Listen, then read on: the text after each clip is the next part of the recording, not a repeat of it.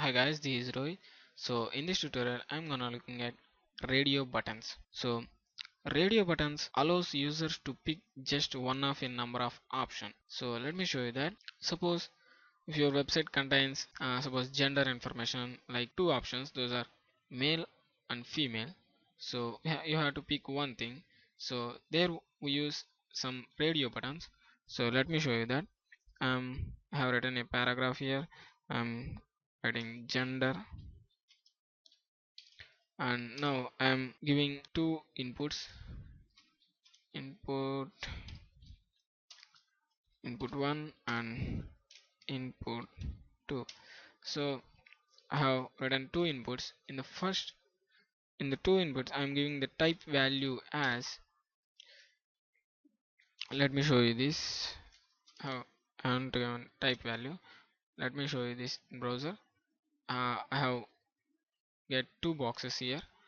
Mm, Now what I'm gonna do is I'm giving the value as radio, radio, radio. So see this. So now refresh the page. I have two radio buttons. So I want them name as male and female. So now I am writing here after the input element I'm writing male, and after the second input element I'm writing female. Now I have male and female. You can choose the gender or male or female. It carries some attributes. The first attribute is name attributes, the same as previous tutorials. So I'm gonna skip that. And the next attribute is value attribute.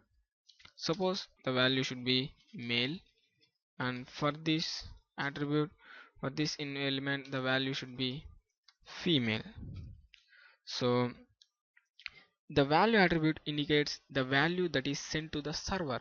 Suppose when you click this male radio button, the form sends the information as male. When you click this female radio button, server, the form sends female value to the server. So that is about value. And another attribute, that is checked attribute. Checked, the value for this checked attribute is always checked. So let me explain this. When I refresh the page, no one of my two options is checked. So now when I give this checked up attribute, the value is checked. Now see, when I refresh the browser, by default one option is checked.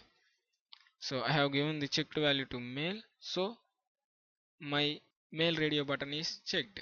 So that is it from this tutorial. So thank you guys for watching. I'm gonna talk more about forms in the next tutorial. So thank you guys. Yeah, see you in the next tutorial.